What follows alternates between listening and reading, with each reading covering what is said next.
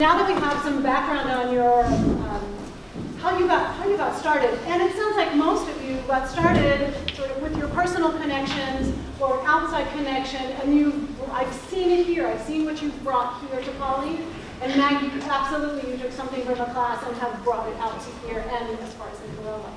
So with this next round, instead of passing it down, I think I'd like to call on individuals about this next piece. We don't have to go in order, but so think about now, how has your academics had influence on your service, so connecting out there, and how, stop.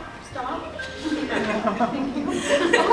And how has the work you've done out there impacted either a motivation or an idea for a project, even career, sort of things that are, what has been the relationship of these two?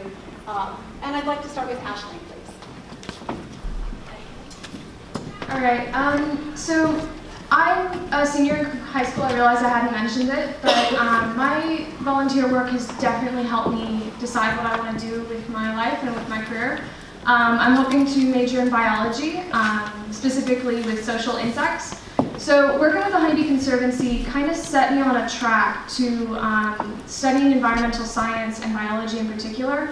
So my school does not offer the environmental AP, but after realizing that I'd taken biology and I had a lot of access to outside information, I actually took the AP as an independent study on my own.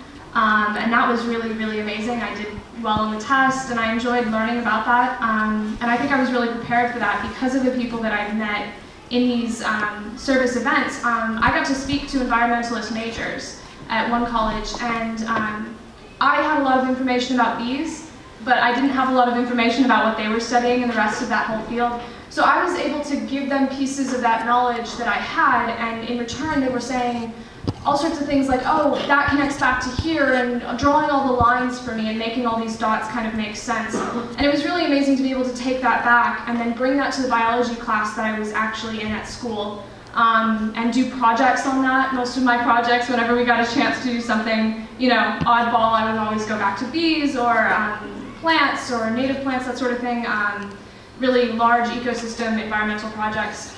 I also got to intern at a lab that works with insects, the social insect lab at Harvey Med. And so I got towards that. So they actually, at the time I was working there, they were working with ants. But the reason that I found their site is because of bees, which later led to realizing that as much as I love the social insect of honeybees, that ants are much the same, and that there's a lot of research that hasn't been done on that side of things. And when I go into, hopefully if I go into research biology, there's a lot of ways to make that a service and to make that a volunteer activity. The Honeybee Conservancy funds research because if we don't know what the problem is, we can't fix it. And so I'm really excited to be hopefully going into a field in which I'm finding some of the questions and answering the questions that we need in order to be able to do these service projects. Thank you. Thank you so much. Maggie, can you take the question?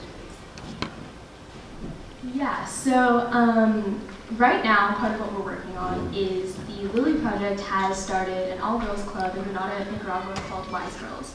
And they want our help. My partner and I are working on a Spanish language sex ed curriculum that will be taught to these girls ages about 11 to 13 at this club that meets 3 times a week.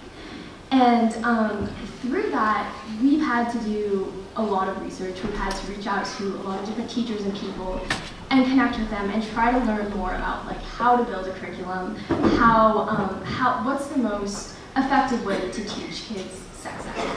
And I think this feeds into a few of my interests and passions. One, talking about women's health and being able to do research on that and talk to experts about that and kind of learn more about what that is and how that should be taught. And 2, talking about education and learning more about how you craft a curriculum that's going to engage kids and learning more about how the education process should work. And so I think that's been really, it's been a great learning process. Victor, can you take the question?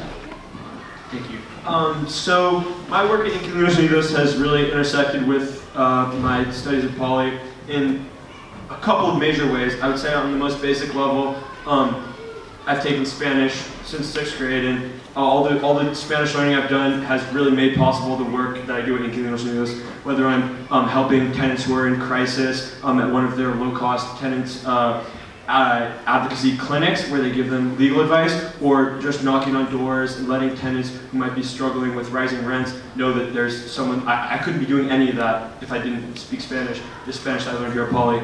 And then the work that I do at Inquilinos Unidos, just getting to speak Spanish with native speakers for hours at a time, really, really helps my Spanish experience in the classroom. So that's a great exchange. And then the other major thing is that for my global citizenship seminar, which is offered to seniors, it's 1 day a week. You focus on global issues, discussing them, and then in the end it culminates in some kind of a capstone project.